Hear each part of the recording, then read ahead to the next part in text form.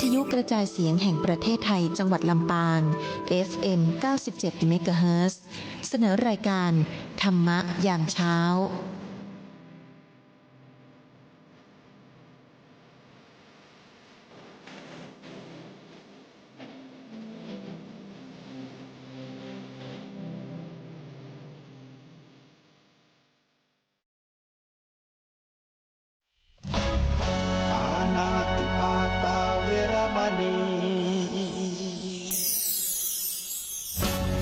อทินนาทานาเวรมณีกาเมมุสาสุราเม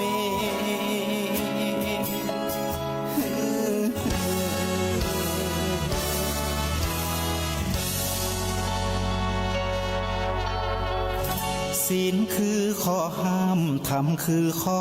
ให้พุทธองค์ตรัสไว้ชี้ทางใจให้ภาคเพียรเบญจศีลเบญจธรรมท่องจำสมัยเราเป็นนักเรียนธรรมะไม่เคยแปรเปลี่ยนแต่เรายังจำได้มาทวงคำมันหมู่บ้านศีลห้าถือเป็นพันธะชาวพุทธทุกคนทั่วไทยสำนักพุทธขับเคลื่อนธรรมจุดเทียนสว่างที่กลางหัวใจสังคมจะร่มเย็นได้ศีลธรรมในใจต้องมีเบญจศีลว่ายังไงไหนลองท่องมาข้อหนึ่งห้ามฆ่าสัตว์ข้อสองห้ามลักทรัพย์ข้อสามห้ามประพฤติผิดในกามข้อสี่ห้ามพูดเท็จข้อห้าห้ามดื่มสุราแล้วเบญจะทำทั้งห้าว่าอย่างไรนายบอกชัดๆอีกทีพุทโธพุทธังธัมมังสังฆะกราบคารวะองค์พระสถาติรัตนาพระศาสนาอันเป็นมคาตถาคตเจ้าเตดไว้เป็นตางเฮือเตียวตองเต้าเข้าสู่นิพพานจันฟ้าสร้างสมผลบุญอย่าได้ตุ่นจ้าหีบเพ่งไหวหน้าฟังธรรมวันศีลวันพระจะละลงล้ำตักบาตรฟังธรรมจำศีล85หน้าแรงฝนหนาวหนุ่มสาวทวนหน้าเท่าแก่ชราญาติมิตรจำศีลฟังธรรมกำให้ชีวิตบุญติดไต่เต่าตัวไปความดีของนั่นบ่หนีไปไหนแน่โจรบ่ลอกไปไฟไหม้บ่เสี่ยงสุขจุ่มเย็นใจนวลใหญ่ใส่เกี่ยวเสียติเรานักศาสนาข้อ9ตามแบบเป้าเดิมมาอัฏฐศีลปัญจสิกขาพระศาสดาสอนโหหมู่เฮาไว้ว่าอย่างอันเบื้องต้นคุณธรรมจำไว้ให้แม่นมันศีลสำคัญเข่งครัดข้อ2ถัดมาไขจ้าแม่นตราดบุญ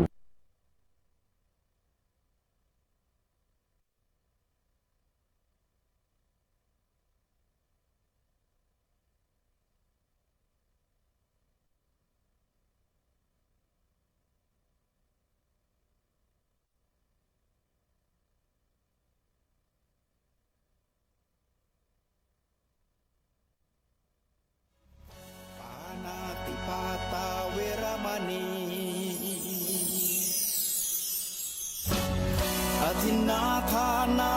เวรมณีกาเมมุสาสุราเม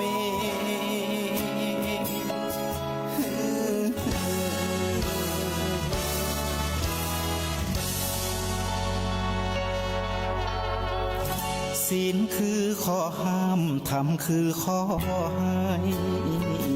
พุทธองค์ตรัสไว้ชี้ทางใจให้ภาคเพียรเบญจศีลเบญจธรรมท่องจ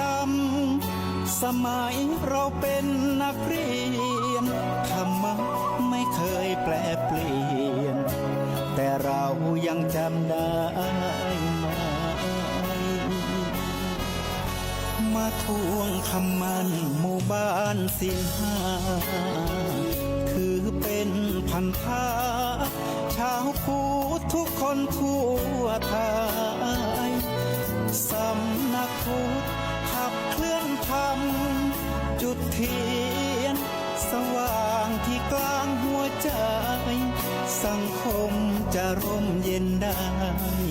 ศีลธรรมในใจต้องมีเบญจศีลว่ายังไงไหนลองท่องมา ข้อหนึ่งห้ามฆ่าสัตว์ข้อสองห้ามลักทรัพย์ข้อสามห้ามประพฤติผิดในกามข้อสี่ห้ามพูดเท็จข้อห้าห้ามดื่มสุรา แล้วเบญจะทำทั้งห้าว่าอย่างไรไหนบอกชัดๆอีกที ข้อหนึ่งเมตตากรุณาข้อสองสัมมาอาชีพข้อสามกามสังวรข้อสี่ต้องมีสัจจะข้อห้าสติสัมปชัญญะ ศีลห้าข้อทำห้าข้อทำใจทำได้สักข้อหรือยังมีศีลสุขล้ำมีธรรมสุขใจวอนพี่น้องไทยช่วยกันใส่ใจจริงจัง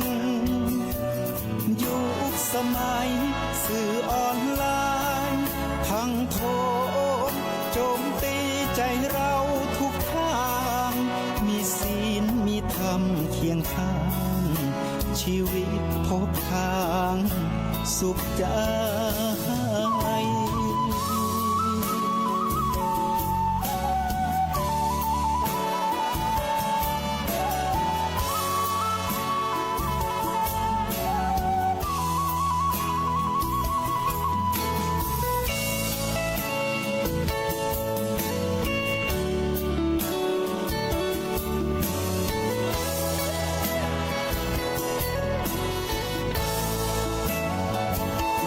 เบญจศีลว่ายังไงไหนลองท่องมา ข้อหนึ่งห้ามฆ่าสัตว์ข้อสองห้ามลักทรัพย์ข้อสามห้ามประพฤติผิดในกามข้อสี่ห้ามพูดเท็จข้อห้าห้ามดื่มสุรา แล้วเบญจะทำทั้งห้าว่าอย่างไรไหนบอกชัดๆอีกที ข้อหนึ่งเมตตากรุณา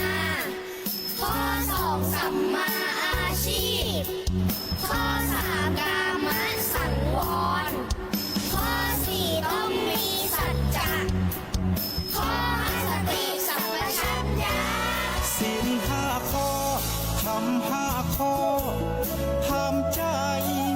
ทำได้สักข้อหรือยัง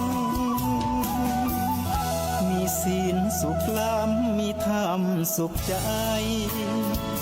วอนพี่น้องไทยช่วยกันใส่ใจจริงจังยุคสมัยสื่อออนไลน์ทั้งโทษโจมตีใจเราทุกทางมีศีลมีธรรมเคียงข้าง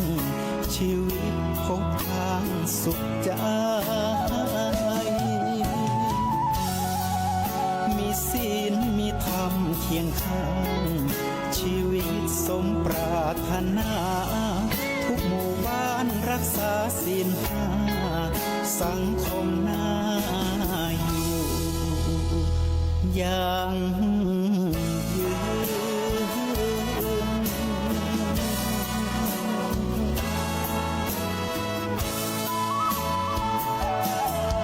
ข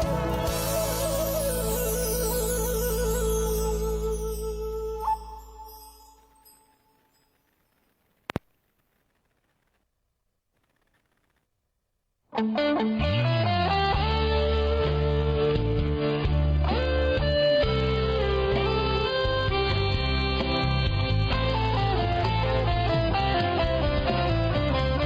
้ามามือเปล่าจะเอาอะไร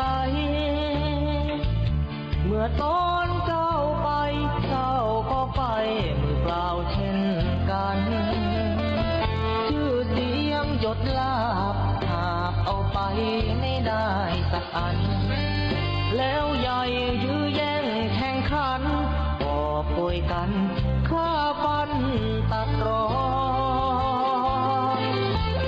เงินทองตามส่งแค่โรงพยาบาลญาติมิตรวงวานลูกหลานส่งแค่เชิงตะกอนจะมีใครเล่าอยู่กับเรานอนเฝ้ากองฟอน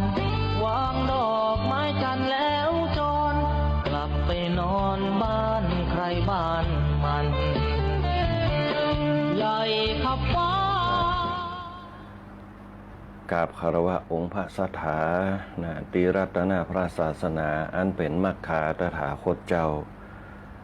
เตดไว้เป็นตังฮือเตียวตองเต้าเข้าสู่นิพพานจันฟ้า สร้างสมผลบุญอย่าได้ตุนจ้าหีบเพ่งไว้หน้าฝังธรรม วันศีลวันพระอย่าละลงล้ำตักบาตรฟังธรรมจำศีล85 หน้าแรงฝนหนาวหนุ่มสาวทวนหน้าเท่าแก่ชราญาติมิตรจำศีลฟังธรรมกำให้ชีวิตบุญติดไต่เต้าตัวไป ความดีเฮานั่นบ่หนีไปไหนนะโจรบ่ลักไปไฟไหม้บ่เสี่ยงสุขจุ่มเย็นใจนวลใจใส่เกลียงจื่อเสียงตึงดีแต่เล่าปุณหักษาศีลนั่นเป็นข้อเก้าตามแบบเบาเดิมมาอัฏฐศีลปัญจสิกขาพระศาสดาว่าไว้อย่างอันเบื้องต้นคุณธรรมจำไว้ให้แม่นมั่นศีลสำคัญเคร่งครัดข้อสองถัดมาใครจะแม่นตัดบุญเกิดจากได้เตตานวัตถุสิ่งทราบเข้าสุขเข้าสารจกใจายเป็นตานแบ่งปันเนื้อเจ้าอย่าจกคนขอคนแก่คนเฒ่าถวายคือพาเนนเถนน้อยบุญปาวาสนาทัดมาปังซอยเมตตาจ่องห้อยตัวตันกำจัดโลภะโทสะโมหันปั่มเป่งตึงวันกุศลหอมปอลักการทำบุญครบ3 บาทคอกล่าวย่อฟังหมายอย่าละและนายเฮยขอความสุขความเจริญจงมีแด่คณะสัตยาญาติโยมพุทธศาสนิกชนทั้งหลายพร้อมด้วยสมณศรัทธาและก็มูลศรัทธาทุกคนทุกท่านที่เปิดฟังรายการธรรมะยามเจ้าตั้ง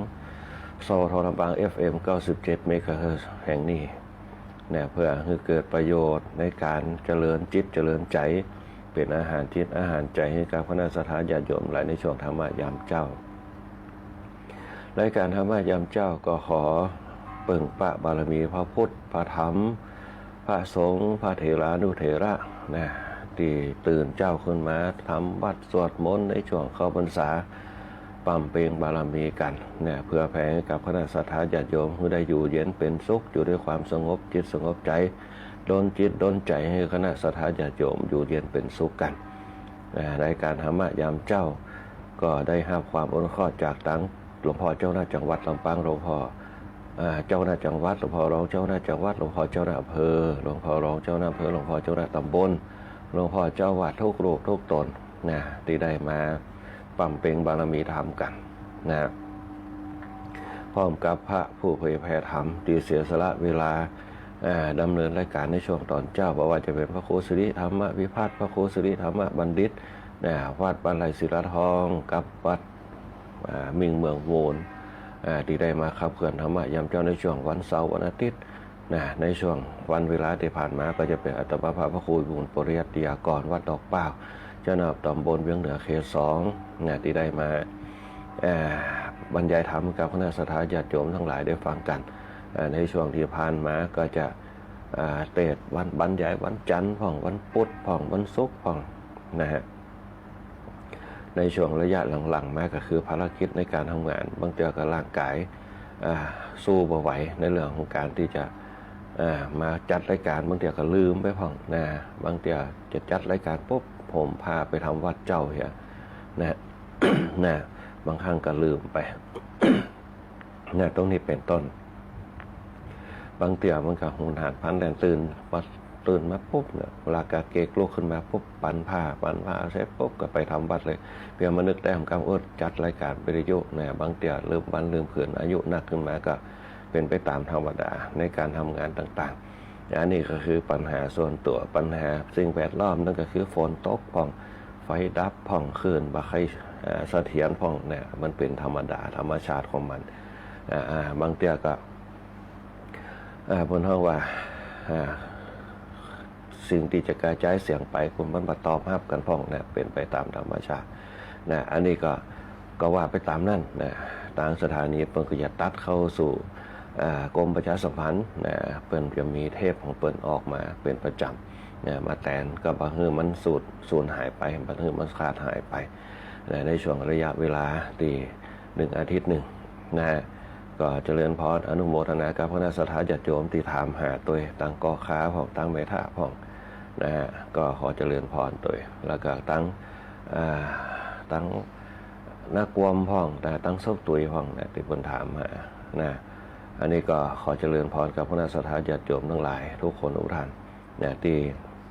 ติดตามรายการธรรมะยามเจ้าด้วยดีตลอดมานะบ่ว่าจะเป็นในช่วงรายการอื่นๆก็ตามนะเห็นคณะสัตยาญาติโยมเฮานี่ก็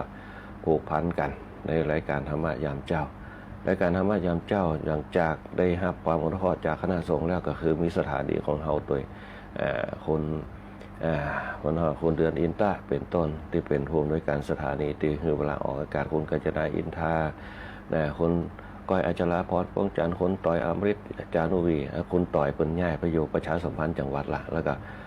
คนแอลช่วยการเราใช้นะเป็นต้นแล้วก็อันนี้เป็นฝ่ายรายการเปิ้นนะ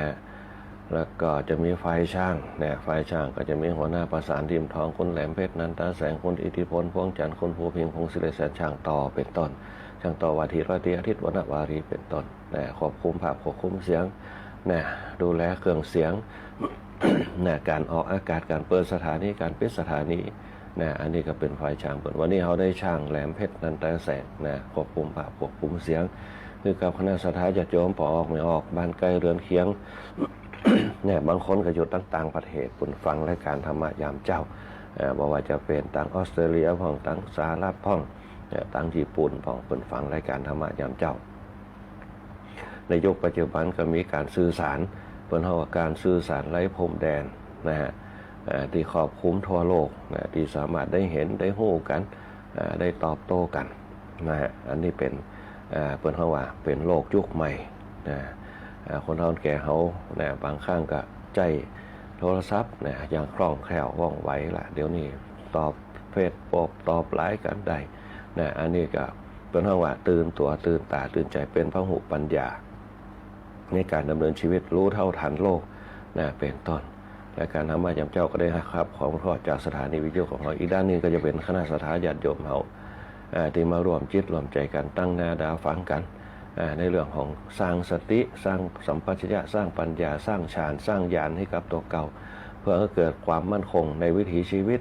เพื่อให้เกิดความมั่นคงความแน่วแน่ในการดำเนินชีวิตของเราโดยการใจสติโดยการใจสัมปชัญญะครอบคลุมตัวเก่าเพื่อเกิดเป้าหมายในการดำเนินชีวิตของเราเพื่อสร้างความสุขถึงขั้นกับเข้าสู่นิพพานได้นิพพานคือความดับทุกข์ทั้งหลายความทุกข์เป็นพื้นฐานเป็นเบื้องต้นเป็นปัจจัยที่เนี่ยเขาไปสู่เปิ้นเฮาว่าโลกุตละสุขเป็นสุขที่เปิ้นเฮาว่าเข้าหาโลกุตละธรรมนะธรรมชั้นสูงสุดต่อไปเนี่ยหลังจากเขามีพื้นฐานมาก่อนแล้วว่าจะเป็นพื้นฐานในเรื่องของการสร้างบุญในเรื่องของการสร้างกุศลในเรื่องของการสร้างบารมีบุญกุศลบารมีเป็นที่พึ่งของเขาทั้งหลายเพื่อที่จะเนี่ยเขามีสง่าราศีเนี่ยมีสุขภาพที่แข็งแรงมีความงดงามทั้งภายในแล้วก็ภายนอกนะอันนี้ก็คือโครงสร้างพลังภายในชีวิตคนเขามีองค์ประกอบอยู่2อย่างนะคือกายกับใจ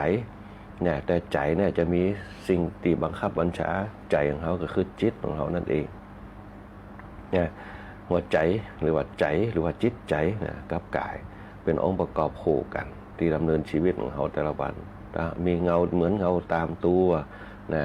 ถ้ามีร่างกายก็ต้องมีจิตใจถ้ามีจิตใจก็ต้องมีร่างกายตัวบังคับบัญชาการร่างไป แต่ถ้ามีแต่จิตใจ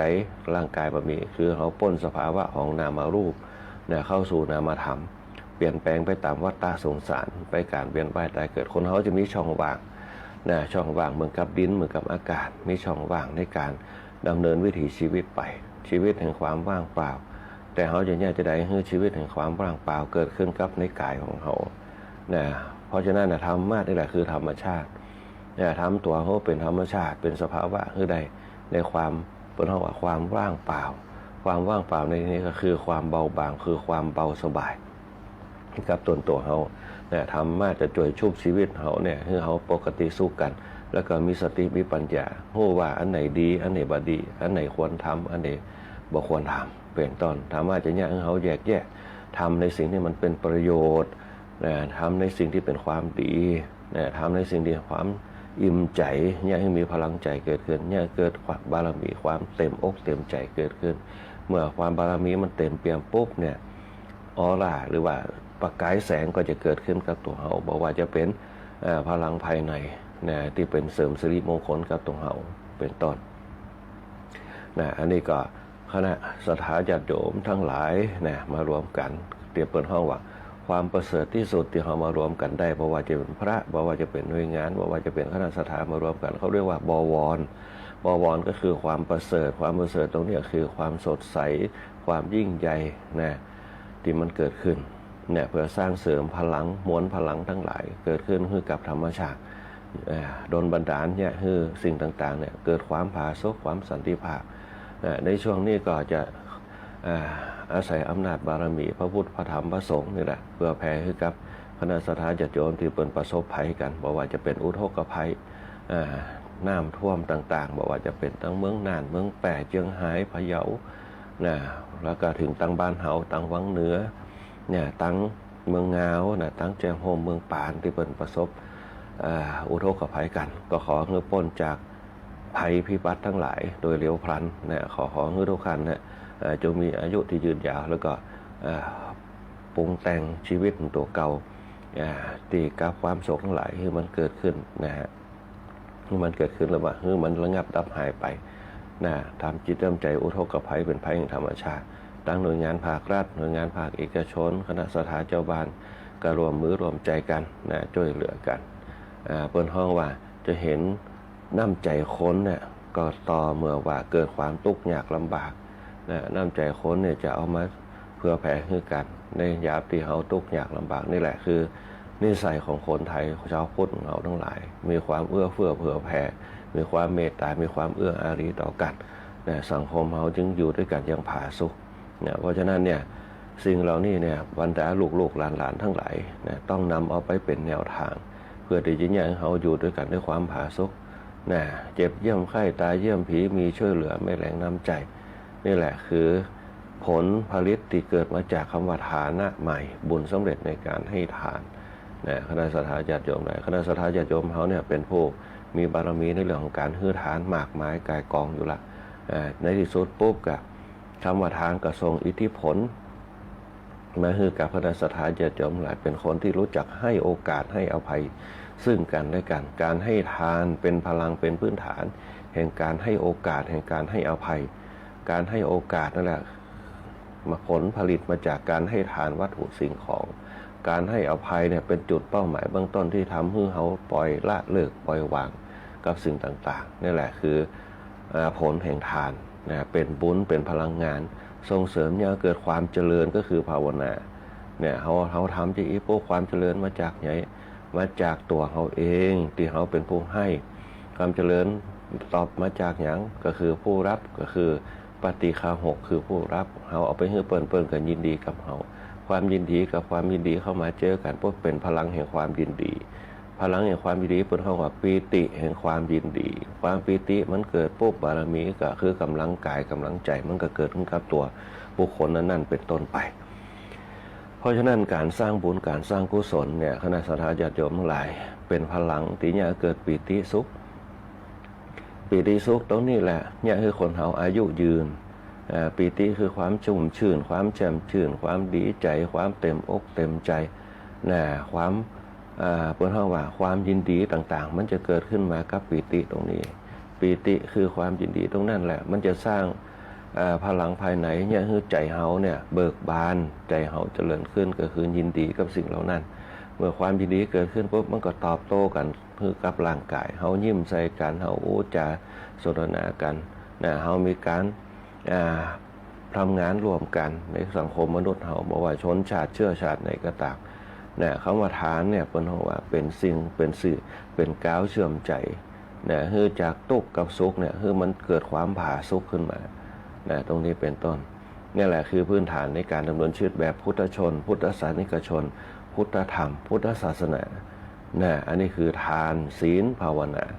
ศีลทานภาวนาเป็นองค์ประกอบเนี่ยคือกายแข็งแรงตั้งมั่นนะต่อสู้อดทนนะถ้าเราทำรักตรงนี้ขึ้นมาได้มันก็จะเป็นพื้นฐานแห่งธรรมชาติในการเป็นอยู่ในการดำเนินชีวิตของเราเพราะฉะนั้นเนี่ยฐานสำคัญก็คือศีลฐานภาวนาเป็นพื้นฐานรักเป็นฐานตีมั่นถ้าเราสร้างได้ดีปุ๊บเนี่ยการดำเนินชีวิตของเขาเนี่ยก็จะราบรื่นก็จะแน่นก็จะมั่นคงตั้งมั่นที่จะมุ่งหมายที่จะมุ่งมั่นไปสู่เป้าประสงค์ในการดำเนินชีวิตในภายภาคหน้าเขาเรียกว่าทางแห่งสุขคติที่จะเกิดขึ้นกับตัวเราในอนาคตหรือว่าในวันข้างหน้าเดือนข้างหน้าต่อไปนี่แหละคือพลังงานที่สร้างพลังภายในให้กับตัวเราการสร้างบุญในการรักษาศีลก็คือศีลไมยนะการสร้างบุญในการให้ทานก็คือทานไมยการสร้างทานการสร้างผลในการเจริญภาวนาคือภาวนาไมยบุญสำเร็จในการเจริญภาวนาการเจริญภาวนาคือสร้างความเจริญยิ่งขึ้นไปเหมือนกับทุกท่านนะชาติแบตตัวเก่าด้วยการฟังธรรมเนี่ยหลังจากเขาได้ศีลได้ทานได้ภาวนาแล้วปุ๊บเนี่ยเขาก็ชาติแบตด้วยการฟังธรรมไปเผื่ออย่างฟังธรรมไปเผื่อให้เกิดข้อคิดนะบางครั้งเนี่ยเขาจะรอธรรมชาติและให้เขาวิเคราะห์วิจัยวิจารณ์ออกมาปุ๊บมันก็เป็นไปได้ยากคนเขายังชอบสูตรสำเร็จในเรื่องของทีอินวันเพราะฉะนั้นเนี่ยทีอินวันเนี่ยก็คือศีลนะศีลทานภาวนาทีอินวันรวมกันมาเป็นก็คือบุญกิริยาวัตถุนะบุญกิริยาวัตถุการกระทำบุญทั้งหลายบุญกิริยาวัตถุเนี่ยคือเป็นฐานเป็นพื้นฐานสร้างบารมีให้เขาบารมีตรงนี้มันจะเกิดความเติมเต็มบารมีในการรักษาศีลบารมีนะทานะบารมีภาวนาบารมีจนถึงธรรมะบารมีธรรมะบารมีตรงนี้แหละเป็นตัวเชื่อมต่อกับสิกขาสามก็คือศีลสมาธิปัญญามันจะเป็นตัวเชื่อมต่อเป็นตัวพักดันเหมือนกับยานอวกาศมันจะมีอยู่3ท่อนท่อนแรกเป็นท่อนเชื้อเพลิงท่อนที่2เป็นตัวยู่ทรงต่อให้หัวจรวดขึ้นไปอยู่บนดวงจันทร์เหมือนเดียวกันแล้วเขาก็ลองมาเปรียบเทียบกับฐานเจดีย์ของเขาเหมือนเดียวกันคณะสัทธาญาติโยมทั้งหลายฐานแรกก็คือศีลทานภาวนาศีลฐานที่กว้างเนี่ยเป็นอุปมาอุปไว้เป็นกุศโลบายเนี่ยเขาได้คิดถึงเรื่องปัญญาอยู่ตรงไหนปัญญาอยู่ที่ปลายเจดีย์ปลายแหลมเนี่ยปัญญาก็คือความเฉียบแหลมทะลุทะลวงสิ่งต่างๆได้นะช่วงกลางของเจดีย์นั่นก็คือหลักการนะอยู่หัวใจนะอยู่ตรงนั้นหลักการหรือว่าหัวใจอยู่ตรงนั้นนะเราลองไปสังเกตพอเจดีย์มันจะเหมือนกับระฆังตั้งกว้างๆก็คือเป็นฐานที่มั่นนะเป็นฐานที่มันตั้งกลางคือหัวใจของเจดีย์คืออย่างก็คือศีลสมาธิปัญญาศีลก็คือความเป็นระเบียบเรียบร้อยนะความสงบความปกตินะสมาธิคือความตั้งมั่นคือความเยือกเย็นคือความพอเท่าว่าความสงบนะอยู่ตรงนั้นสมาธิสุดท้ายหรือปัญญาคือแสงสว่างนะเหมือนกับหลอดไฟนะตัวแห่งหลอดไฟเนี่ยมันจะมีฐานของมันเพื่อไปเชื่อมต่อกับแบตเตอรี่ก็คือศีลนะหลอดไฟนั่นก็คือฐานหลอดไฟนั่นก็คือสมาธิเนี่ยมันยังนิ่งของมันอยู่มันมีองค์ประกอบครบหมดมีไส้มีหลอดนะมีสุญญากาศอยู่ตรงไหนสมาธิสุญญากาศนั่นก็คือสมาธิพอเปล่งแสงออกมาปุ๊บเนี่ยนั่นแหละคือปัญญาเปล่งแสงออกมาปุ๊บเนี่ยมันก็สว่างความสว่างตรงนั้นเนี่ยคือความมืดมันกระจางหายไปนะมันจางหายไปเพราะแสงสว่างเหมือนกับปัญญาของเขาเนี่ยมันเนี่ยคือความมืดบอดสว่างสวยขึ้นมาพระพุทธเจ้าเป็นกระติ้งสอนศีลสมาธิปัญญาเป็นหัวสิกขาสามมนุษย์คนเราทั้งหลายเนี่ยจะต้องเกิดมาเพื่อที่จะศึกษาเนี่ยมนุษย์คนหาเกิดมาเพื่อศึกษาเกิดมาเพื่อศึกษาเพื่อสร้างความดีเพื่อสร้างความสุข เขาฮู้แล้วว่าเกิดมาตุกบางคนเอาความตุกเท่านั้นเป็นพื้นฐานตุกว่าพ่อแม่บ่อยู่ตัวพ่องนะก็เลยบันดาลโทสะว่าเกิดมาบ่มีพ่อบ่มีแม่ก็เลยเป็นคนเห็นผิดไปนะอันนี้เป็นต้นบางคนเกิดมาแล้วเกิดน้อยเนื้อต่ำใจแต่ถ้าเขาเกิดถึงสภาวะเกิดมาแล้วปุ๊บเนี่ยเขาเป็นมนุษย์เนี่ยมีมือมีเท้าที่ครบยังดีกว่าคนที่เป็นบ่มีมือบ่มีเท้าเนี่ยเมื่อมีมือมีเท้าปุ๊บมีสมองมี2 มือมี2 ขาสามารถทำอะไรได้ปุ๊บมันก็ต้องสร้างประโยชน์กับตัวเก่าได้เนี่ยมันก็เหมือนกับนักธุรกิจชาวต่างชาตินะเท่าแก่น้อยเนี่ยที่เปิดมีตัวเสื้อพื้นมอนไปมีแต่ตัวนะมีแต่ตัวอย่างเดียวแต่เปิดสร้างธุรกิจของเปิดจากการขายสาลายเนี่ยขึ้นมาจนก็เป็นธุรกิจหลายพันล้านขึ้นมาอันนี้คณะสัตยาญาติโยมหลายแต่คนเขาถึงบางข้างเนี่ยจะเกิดมาแต่เขาต้องสร้างประโยชน์คือเป็นไม่ต้องน้อยเนื้อตามใจเมื่อเกิดมาแล้วปุ๊บเนี่ยต้องศึกษาเป็นพื้นฐานนะโดยเฉพาะหลักธรรมเนี่ยถ้าเราบ่ศึกษาคือดีปุ๊บเนี่ยการต่อสู้กับทางโลกเนี่ยมันย่อมเป็นการต่อสู้ที่แบบฟันต่อฟันตาต่อตาฟันต่อฟันขึ้นมาแต่ถ้าเป็นคนที่มีธรรมะแล้วปุ๊บเนี่ยจะต้องใจสติกับปัญญาเป็นตัวดำเนินชีวิตปัญหากับปัญญามันจะเป็นของคู่กันปัญหาต้องแก้ด้วยปัญญาไว้เพื่อแก้ปัญหาคนฉลาดจะบ่ใช่กำลังปากกำลังกายจะต้องใช้กำลังแห่งสติกำลังแห่งสัมปชัญญะกำลังแห่งปัญญาชาวพุทธเฮาในยุคก่อนๆเนี่ย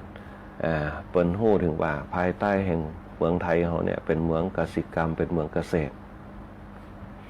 ความเจริญรุ่งเรืองในเรื่องของเกษตรกรรมเนี่ยกสิกรรมเนี่ยมันจึงเนี่ยเฮาอุดมสมบูรณ์ที่เปิ้นเฮาว่าในน้ำมีปลาในนามีข้าวเฮาจึงอยู่ด้วยกันด้วย1บ่มีโรคภัยไข้เจ็บเข้ามาเบียดเบียนเฮาอยู่กับธรรมชาติเฮากินผักกินไม้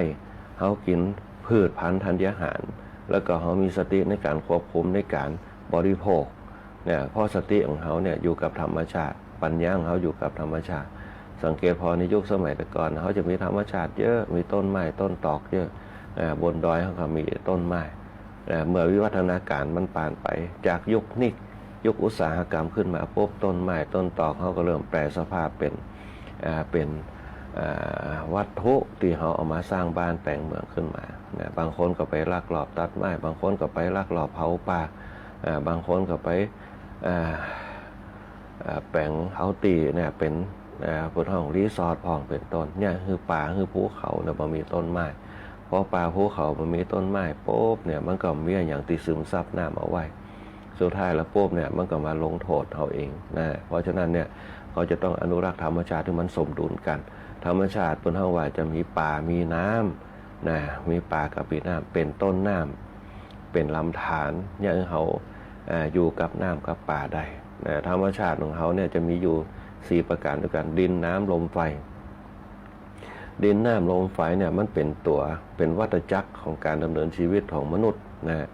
เขาอยู่ตรงกลางดินน้ำลมไฟจะเป็นตัวรอบข้างเขาถ้ามีดิน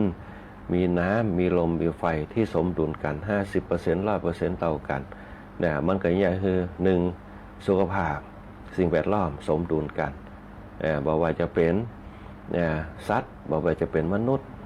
ที่อยู่ร่วมกับธรรมชาติจะอย่างคือความอุดมสมบูรณ์เกิดขึ้นโดยเฉพาะพลังภายในพลังจิตพลังใจเมื่อธรรมชาติตั้งนอกสมดุลกันธรรมชาติภายในก็สมดุลกันอย่างเช่นหน้าร้อนก็ร้อนจัดจู่ๆก็ฝนตกลงมาจู่ๆก็หนาว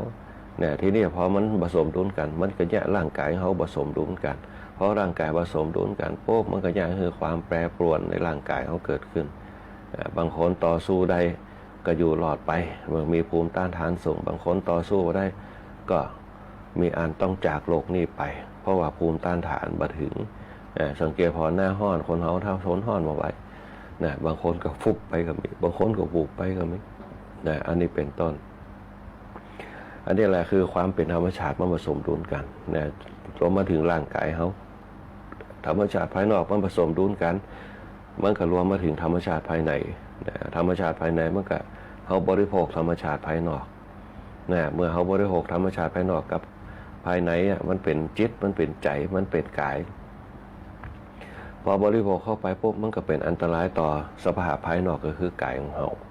บางครั้งมันอาจจะเป็นพิษพองนะกับร่างกายเราโดยเฉพาะมลภาวะต่างๆนะมันมลภาวะเนี่ยคือร่างกายเขาเนี่ยได้อุปโภคบริโภคกับสิ่งเหล่านั้นเนี่ยร่างกายเขาทรุดโทรมไปเมื่อร่างกายทรุดโทรมไปปุ๊บเนี่ยถ้าจิตดีเนี่ยมันก็สร้างภูมิต้านทานขึ้นมาต่อต้านบางคนก็ต่อต้านได้นะถ้าจิตบ่ดีจิตอ่อนมันก็ต่อต้านบ่ได้นะจิตตรงนี้แหละมันจะเป็นตัวสร้างภูมิต้านทานนะถ้าจิตที่ดีมีความเชื่อมั่นมีความศรัทธาจิตที่ตั้งมั่นจะต้องประกอบด้วยความศรัทธาความเลื่อมใสพลังศรัทธาจะเนี่ยเขาแกล้วกล้าเนี่ยเกิดความสามารถเนี่ยเป็นห้องว่าเนี่ยเกิดความกล้าหาญนะมันจะเกิดขึ้นในพลังจิตของเขาเนี่ยเหมือนกับธรรมะที่เขาจะอู้กันเนี่ยนะพลังจิตของเขาเนี่ยจะอยู่ต่อสู้กับสิ่งต่างๆได้เนี่ย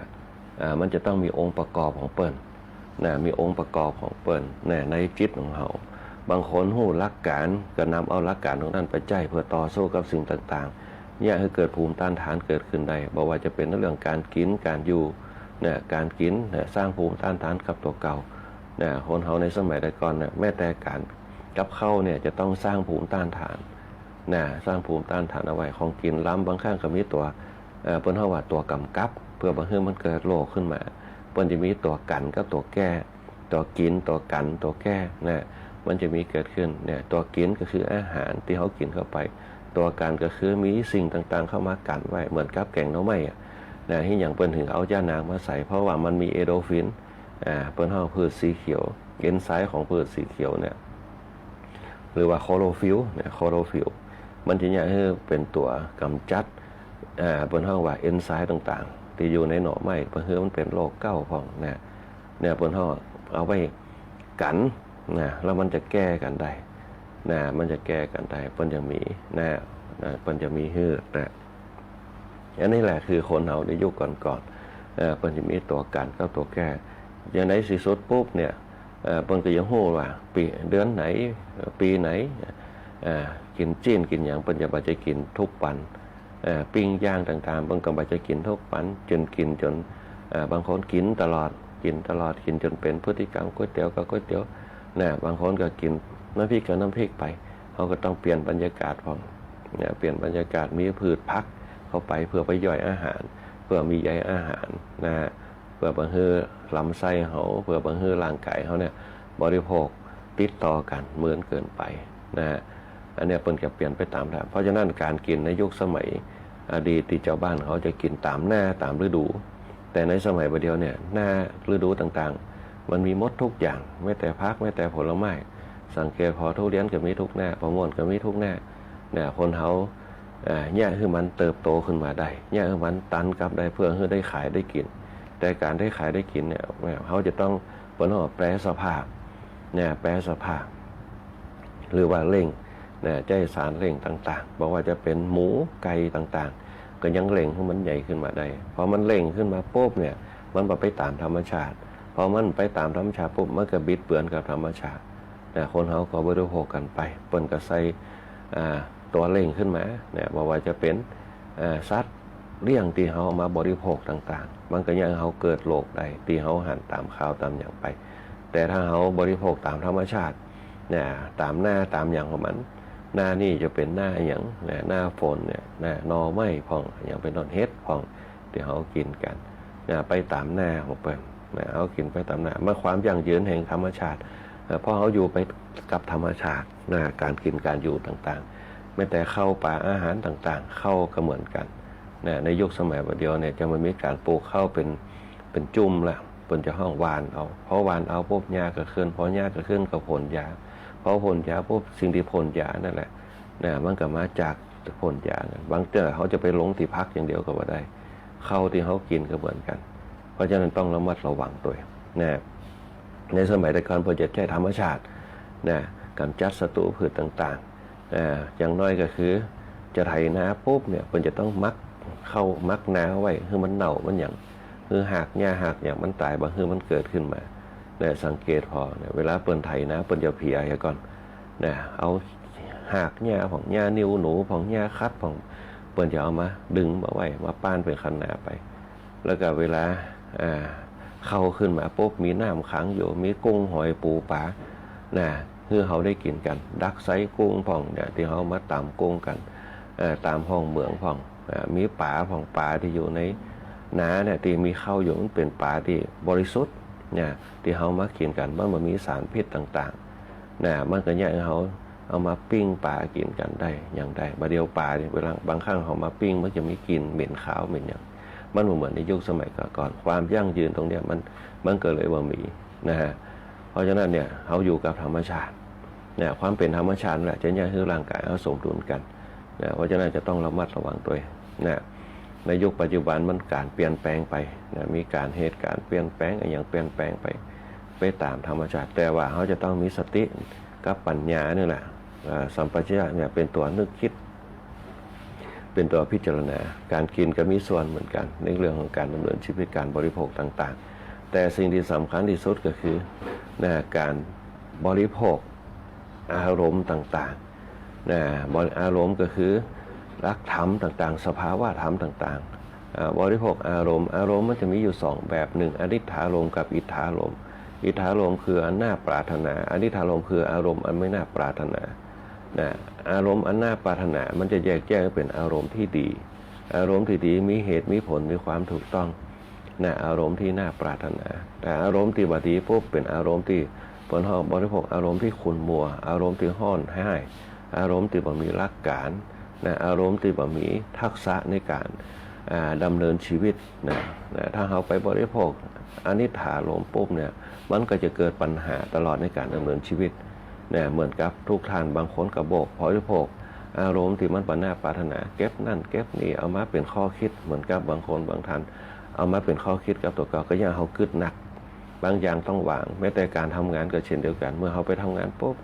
เรื่องของงานต้องแบ่งแยกให้ได้เรื่องของบ้านต้องแบ่งแยกให้ได้อันนี้เป็นต้นถ้าเอางาน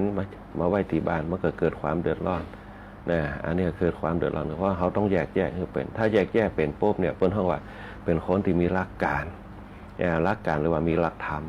ต้องแยกให้เป็นแยกสติสัมปชัญญะแยกปัญญาให้เป็นคนถ้าแยกสติแยกปัญญาสัมปชัญญะเป็นเนี่ยเปิ้นห้องว่าคนมีหลักการคนมีหลักธรรมถ้ามีหลักการมีหลักธรรมปุ๊บมันจะน้อมนำไปกับสิ่งที่มันเป็นความสุขเปิ้นห้องว่าเป็นคนที่แยกเป็นแยกคนกับงานเป็นแล้วแยกให้อารมณ์เขาเนี่ยแยกออกมาได้หลังจากเสร็จจากการทำงานปุ๊บเขาก็กลับมาที่บ้านผ่อนคลายที่บ้านจะไปเอางานอารมณ์ที่งานมาไว้ที่บ้านมันจะเนี่ยให้เกิดความอารมณ์ข้างกับงานแล้วมาเดือดที่บ้านอย่างต่างๆเนี่ยคือความเป็นปกติสุขในบ้านมันบ่มีเพราะฉะนั้นเนี่ยเขาจะต้องสร้างอารมณ์ที่บ้านให้ดีๆโดยเฉพาะบ้านเขาถือว่าเป็นเรื่องสำคัญพ่อแม่ลูกภรรยาสามีเขาต้องเอาเนี่ยคือสร้างความสุขตรงนั้นเนี่ยคือความใสตรงนั้นเกิดขึ้นภายในบ้านเพราะว่าบ้านเป็นฐานสำคัญของการเป็นอยู่ของเขาอันเนี้ยคือบ้านเขาจะต้องใจคำว่าครอบครัวเนี่ยจะต้องมีหลักการมีหลักธรรมสร้างหลักธรรมสารหลักฐานสารหลักแหล่งให้ดีแล้วชีวิตเขาจะมีความสุขอย่างน้อยก็คือกลับมาบ้านมันมีความสุขหันเมียอยู่ที่บ้านหันผัวอยู่ที่บ้านหันลูกอยู่ที่บ้านสร้างสรรค์ความดีด้วยกันอย่างน้อยก็คือเขาเป็นครอบครัวคำว่าครอบครัวเนี่ยเป็นเรื่องที่ใหญ่เพราะฉะนั้นคนที่คิดที่มีครอบครัวเนี่ยต้องคิดให้ดีอย่าไปคิดคำว่าครอบครัวเป็นเรื่องเล่นถ้าเป็นเรื่องเล่นปุ๊บเนี่ยมันจะเกิดปัญหาคำว่าครอบครัวคืออนาคตอนาคตของเขาเป็นห้องสร้างหลักฐานเขาสร้างหลักฐานเอาลูกเป็นฐานเขาละที่จะไปข้างหน้าสารลักแรงเนี่ยคือวงตระกูลของเขาเนี่ยสืบต่อไปชั่วลูกชั่วหลาน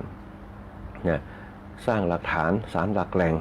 อันเนี้ยแต่งหลักธรรมเขาจะนีทำไปบ่ปนธรรมคือธรรมชาติของเขานั่นเองที่เป็นอยู่รวมกันอย่างที่เขาจะสร้างกันขึ้นมาในวันนี้เพราะฉะนั้นเนี่ยคณะสัตยาญาติโยมทั้งหลายเพื่อเป็นการเสียเวลาหัวข้อธรรมในวันนี้เนี่ยเป็นห้องว่าหัวข้อธรรมที่เป็นอาหารเสริมพลังศีลพลังทานพลังภาวนาคือกับหมู่เฮาทั้งหลายเป็นห้องว่าเวสารัชชกรณธรรมพระพุทธเจ้าสอนเนี่ยให้เกิดความแกล้วกล้าเนี่ยเกิดความสามารถเนี่ยเกิดความองอาจเกิดขึ้นในการดำเนินชีวิตเหมือนกับในสมัยหนึ่งเนี่ยพระพุทธเจ้าเปิ่นไปปราบยักษ์ที่เมืองบนห้องว่าไผ่สาลีเวรุวกายักษ์ เพิ่นก็จ้องใจเวสาละจักรณธรรมนี่แหละเป็นตัวพิจารณาเป็นตัวพิจารณาเป็นตัวปราบยักษ์ทั้งหลายจนในที่สุดยักษ์ทั้งหลายเนี่ยที่เคยกินคนทั้งหลายเนี่ยกลับมาบำเพ็ญธรรมกันบำเพ็ญเพียรกันเพื่อว่ารบกวนชีวิตอยู่ในศีลห้าอยู่ตลอดยักษ์ทั้งหลายแล้วก็มีความศรัทธาเนี่ยเขาบ่เบียดเบียนไผ่ยิ่งก็เนี่ยคือมนุษย์ทั้งหลายมีความฮักในตัวเขาความฮักนั่นแหละเนี่ยเขามีความสุขสังเกตพอถ้าเขามีความฮักต่อกันเขาจะมีความปราบปลื้มยินดีซึ่งกันและกันลูกถ้าฮักพ่อฮักแม่เขาก็มีความเป็นมีอย่างเขาก็จะฮืออย่างมีห่างเขาก็จะอำนวยความสะดวกฮือแต่ความรักต้องอยู่บนพื้นฐานแห่งความถูกต้องในการดำเนินชีวิตต้องถูกต้องความถูกต้องเนี่ยจะต้องไม่มีมิจฉาทิฏฐิเข้ามาครอบงำจะต้องมีสัมมาทิฏฐิเพื่อให้สร้างละอ่อนให้สร้างโลกหลานดำเนินชีวิตอย่างตรงไปตรงมาแล้วก็ความถูกต้องเป็นหลักเขาอย่าต้อยใจโลกในเรื่องของมิจฉาทิฏฐิตรงนี้เป็นต้นอันนี้คือการสืบทอดกันสร้างพลังภายในสร้างพลังครอบครัวให้เกิดความแกล้วกล้าสร้างพลังภายในในครอบครัวเนี่ยเกิดความปึกเป็นปึกแผ่นเป็นปึกแผ่นเนี่ยคือครอบครัววงตระกูลมีความสุขตรงนี้เป็นต้นในยุคสมัยปัจจุบันคนเขาจะขาดธรรมะไปความห้อนห้ายความห้อนแห้งเรื่องของสติมันจึงเกิดขึ้นในสังคมในยุคปัจจุบันที่เป็นห้องว่าสังคมแห่งการดิ้นรนเพื่อปากเพื่อต้องเพื่อเงินเพื่อทองต่างๆการทำมาหากินก็เพื่อเงินเพราะนั้นคำว่าเงินจึงเป็นพระเจ้าสำหรับหมู่เฮาทั้งหลายที่จะต้องนำเอามาใช้จ่ายถ้าขาดเงินก็เหมือนขาดใจเป็นต้นแต่ในสมัยก่อนคนในยุคเก่าๆบางครั้งเงินไม่ได้สำคัญกับเปิ้นมากมายแต่ความเป็นอยู่เปิ้นจึงเข้าว่าทำมาหากินทำมาหากินในสมัยก่อนเปิ้นทำมาหากินแต่ว่าทำมาหาเก็บมีน้อยมากทำมาหาเก็บเวลามีอย่างพวกก็ช่วยเหลือกันทำการทำงานปลูกให้ปลูกสวนก็ช่วยกันพืชพันธุ์ธัญญาหารเอามาก็แบ่งกันกินจะขายกันมีน้อย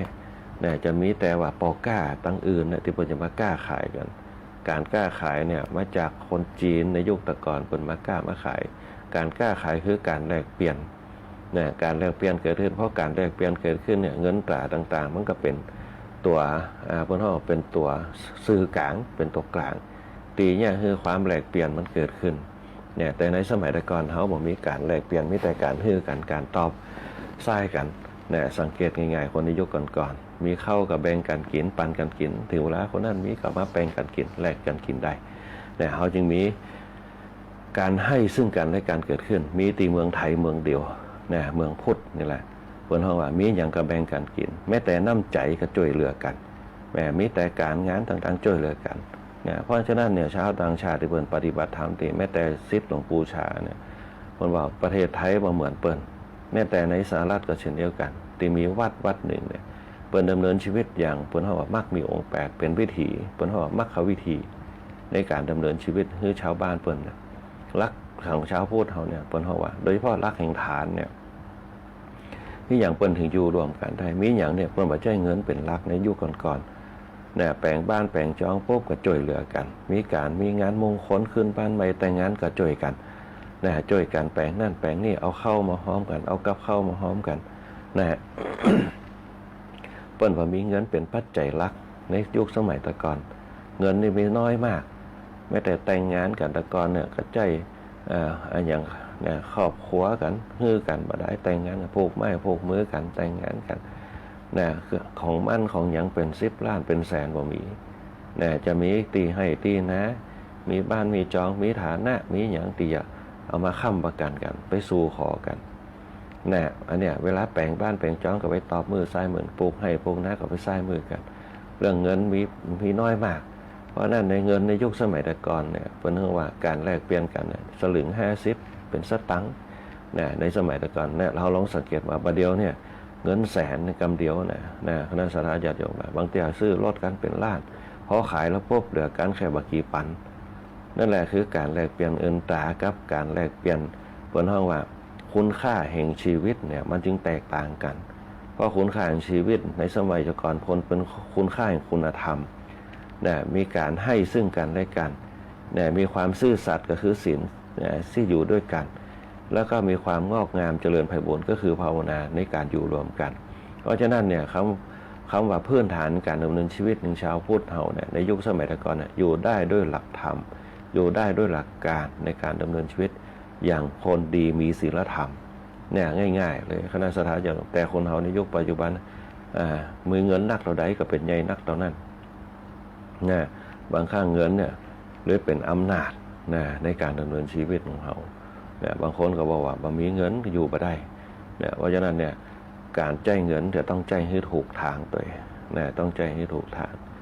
นะเวสาราชกรณธรรมทำให้เกิดความกล้ากล้าในการดำเนินชีวิตเนี่ยมีอยู่5ประการด้วยกันเนี่ยอย่างเกิดความกล้าหาญในการดำเนินชีวิตอยู่ไปจนเฒ่าจนแก่ไปถึงเป้าหมายของชีวิตของเขานะบางคนอาจจะอยู่80ปีบางคนอาจจะอยู่100ปีนะบางคนอาจจะอยู่120ปีก็ขึ้นมาได้120ปีเนี่ยเป็นกฎเกณฑ์แห่งธรรมชาตินะที่เพิ่นฮือกับมนุษย์เอาไว้ที่เฮาเกิดได้ยิน120ภาษา120ภาษา120ภาษาเนี่ยแบ่งเป็นช่วงวัยนะเป็นแบ่งเป็นช่วงวัย34ขั้นนะ34ขั้น120 ปี120ปีนะขั้นแรกก็คือวัยทารก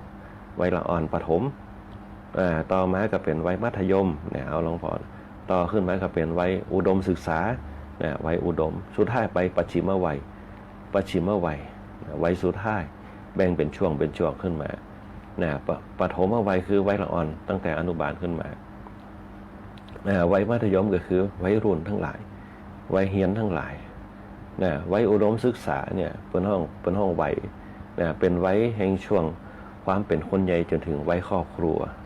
เนี่ยไปปัจฉิมวัยคือวัยเกษียณวัยที่สร้างแห่งกายแห่งใจขึ้นนะเสริมแห่งใจถ้าเราบริหารช่วงวัยได้จะปุ๊บเนี่ยนะมันจะย่าเราไปถึง120ภาษาได้แต่ความว่าเป็น120ภาษาเนี่ยจะต้องมีองค์ประกอบทั้งกายกับใจ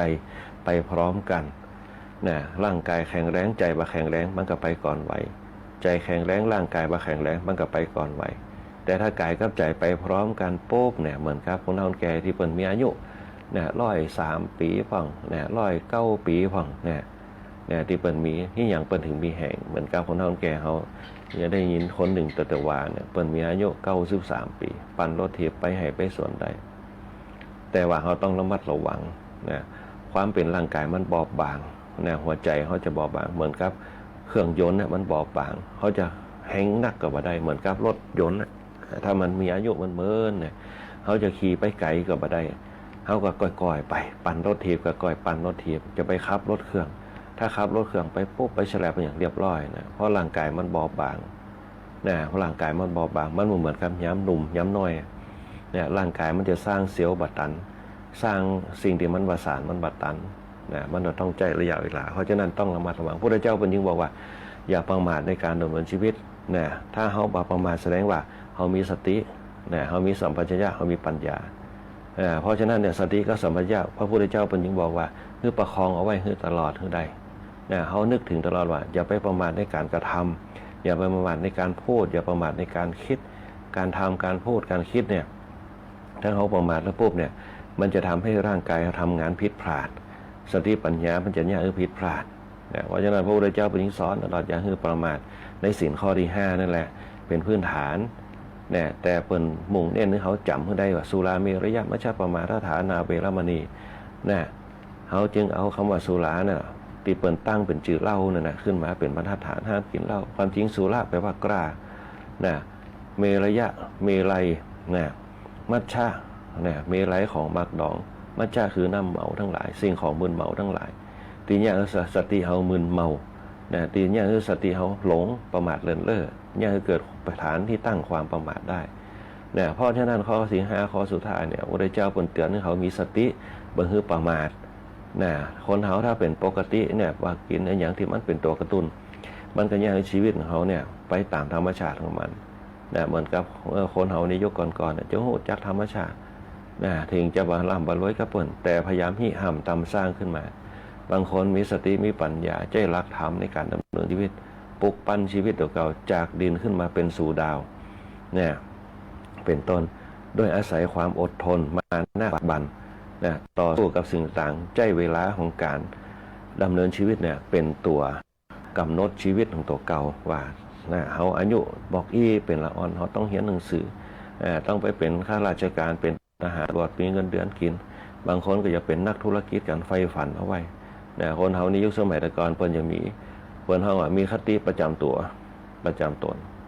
ในการสู้ชีวิตเพื่อวางเป้าหมายชีวิตเพื่อวางอนาคตว่าต่อไปเขาจะต้องมีการศึกษามีงานทำมือดีมีฐานะตำแหน่ง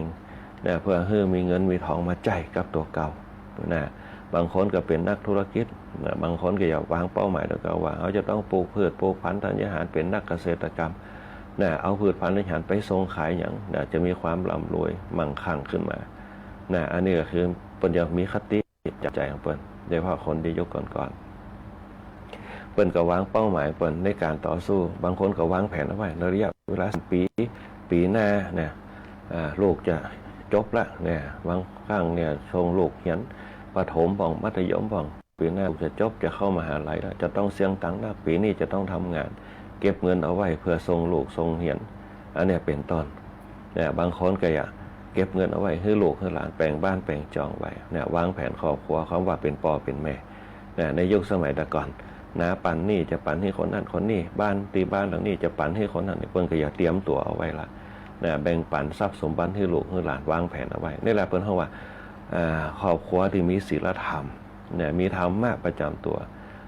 เพิ่นเขาว่าวางแผนชีวิตของตนเองการวางแผนครอบครัวในสมัยแต่ก่อนคนเฒ่าแก่คงจะทราบในการวางแผนครอบครัวการวางแผนมีลูกการวางแผนอนาคตเพิ่นจะมีตั้งอนามัยอย่างแต่ก่อนเพิ่นจะเคยสอนเพิ่นเคยบอกอันนี้เป็นต้นนี่แหละการวางแผนชีวิตมันเตยหลาบเรือนคนในยุคก่อนพอมีลูกมีอย่างปุ๊บลูกเพิ่นก็อยู่เป็นคนที่มีศีลธรรมสร้างบ้านแปลงเมืองมีครอบครัวอย่างมั่นคงขึ้นมาได้แต่ว่าคนในยุคใหม่จะต้องรู้จักใจคุณธรรมศีลธรรมของป้ากันไปอย่าไปคิดว่าธรรมะเป็นสิ่งที่ล่าหลังธรรมะเนี่ยเป็นแนวทางอย่างเขาคิดอย่างเขาพิจารณาถึงสภาวะแห่งปัญหาถึงสภาวะแห่งการแก้ปัญญาถึงสภาวะแห่งความสุขถึงสภาวะแห่งความทุกข์ถึงสภาวะแห่งความคล่องตัวถึงสภาวะแห่งความขัดสนเขาต้องแก้ปัญหาใจธรรมะเป็นตัวแก้ปัญหาบางครั้งใช้ธรรมะเป็นการทำใจบางครั้งใช้ธรรมะเป็นความพยายามบางครั้งใช้ธรรมะเป็นความอดทนพยายามภาคเพียรมุ่งมั่นเพื่อไปสู่เป้าหมายแห่งความสบายในวันข้างหน้าเป็นห้องอนาคตนั่นเองธรรมะที่ให้เขาเกิดความแกล้วกล้าอันข้อแรกก็คือศรัทธาคือความเชื่อต่างๆความเชื่อว่าเขาจะต้องวางแผนตัวเก่าในช่วงไว้เขาจะต้องหาอย่างต่างๆบางคนส่งลูกส่งหลานเห็นจนลืมชีวิตไปอนาคตลืมอนาคตตัวเก่าลืมวางแผนตัวเก่าพอหลังจากส่งลูกไปปุ๊บก็สับสนละสับสนจะได้ต่อดีพอส่งลูกไปปุ๊บถ้าลูกเป็นทำงานจบมาทำการทำงานนั่นก็เป็นโชคดีของเขาแต่ว่าถ้าบัดจบมายังไม่ได้ทำงานแต่ก็ยังตุกเขาอยู่ต้องได้กึดทางหลังเพราะฉะนั้นก็ต้องเบาใจวางใจในสิ่งเหล่านั้นเมื่อมาถึงเวลานี้ปุ๊บจะต้องรู้จักปล่อยวางตามวิถีชีวิตของเขาแต่เขาจะมีข้อคิดก็คือเตือนเขาถ้าเตือนได้บางครั้งมันก็เตือนบ่ได้ละอ่อนในยุคใหม่ก็ยังมีหัวของเปิ้นในยุคใหม่เขาก็ต้องให้ข้อคิดเพื่อกำอุ้งเขาจะไปสะกิดใจเขาตอนที่เขาคัดสนก็ได้แต่เขาต้องสร้างให้เขาสร้างให้เขาอย่างน้อยคือหนึ่งสร้างความศรัทธาความเชื่อโดยเฉพาะความเชื่อมั่นในตัวเก่าความเชื่อมั่นในตัวเก่าสร้างความเชื่อมั่นให้กับลูกกับหลานเขาทายาทสืบทอดเขาความเชื่อมั่นในสิ่งที่ตัวเก่าทำความเชื่อมั่นในสิ่งที่ตัวเก่าคิดตีเขาคิดทำลองมาพิจารณากันพอสร้างความเชื่อมั่นให้กับลูกกับหลานกับทายาทสืบทอดของเขาสร้างความศรัทธาความเชื่อตรงนั้นพอเขาสร้างความเชื่อตรงนั้นเขาจะสร้างตรงไหนก่อนเขาจะต้องสร้างความเชื่อตั้งแต่น้อยเพื่อจะได้ปลูกฝังเขาเวลาใหญ่ขึ้นมาสร้างความเชื่อว่าทำดีย่อมได้ดีทำชั่วย่อมชั่วเขาต้องสร้างตรงนี้ก่อนทำดีย่อมได้ดีคือทำสิ่งที่มันเป็นประโยชน์ก็ต้องได้สิ่งที่มันเป็นประโยชน์ทำงานหางานทำตีดีมันก็ย่อมมีเงินเดือนตีดีขึ้นมาอันนี้เป็นห้องว่าสร้างความศรัทธาหรือกับ โลกของเขาสร้างความเชื่อมั่นให้กับโลกของเขาสร้างความศรัทธาในเรื่องการห้ามการเหียนสร้างความเชื่อมั่นอันต่อมาเนี่ยก็คือสร้างความเป็นระเบียบเรียบร้อยให้กับจิตกับใจบางครั้งต้องสร้างความเป็นระเบียบร้อยคือศีลนั่นแหละสร้างความเป็นระเบียบร้อยสร้างความสำรวมสร้างความเป็นปกติความนิ่งให้กับโลกของเขาว่าบางครั้งต้องนิ่งก่อนจะไปใจห้อนต้องคิดต้องอย่างให้ดีๆโดยว่าปัญหาลูกหลานเขามันจะเป็นช่วงไว้ต่อไว้ก็คือไว้รุ่นไว้ที่มีแฟนห้องไว้ที่มีเขาจะอยากจะมีคู่ห้องเนี่ยเป็นต้นบางคนก็มีสติขึ้นมามีแล้วก็มีไปเสียแล้วก็เสียไปถ้าคนเขาขึ้นได้จีมันก็ยากให้สบายใจได้ถึงมันเป็นจะได้ก็คือโป่งออกไปโป่งออกไปถึงเวลาปุ๊บเนี่ยมันก็มีไปตามธรรมชาติของมันบุพเพนิวาสานุสติญาณการทำบุญรวมกันในการก่อนถ้ามันได้เจอกันมันก็ถึงเจอกันถ้ามันไม่ได้เจอกันมันก็ถึงมาเจอกันแต่เราก็ต้องเลือกวิธีเลือกให้ดีๆบางครั้งในยุคปัจจุบันเนี่ยเราจะต้องใช้วิจารณญาณในการเลือกคู่ในการดำเนินชีวิตที่จะอยู่ไปได้กันนานๆเพราะนั้นเนี่ยคำว่าศีลเนี่ยก็คือการจัดระเบียบยังเขานิ่งพอนิ่งปุ๊บมันยังให้เกิดความตั้งมั่นยังเกิดความสมาธิเนี่ยแล้วก็ยังให้เกิดปัญญาปัญญาตรงนั้นเนี่ยจะยังเขาเนี่ยพวกเขาทำใจได้ตั้งใจเป็นเน้นในเป้าหมายของตัวเก่าที่เขาจะไปในวันข้างหน้าคือศีลอันนี้เป็นห้องว่าเวสาราชกรณะคนที่มีศีลอยู่ตลอดจะเป็นคนที่ตั้งหลักปักฐานได้คำว่าศีลอันที่3พระโหสัจจะเนี่ยเป็นคนที่พยายามไข้ควรคิดศึกษาวิทยุแห่งประเทศไทย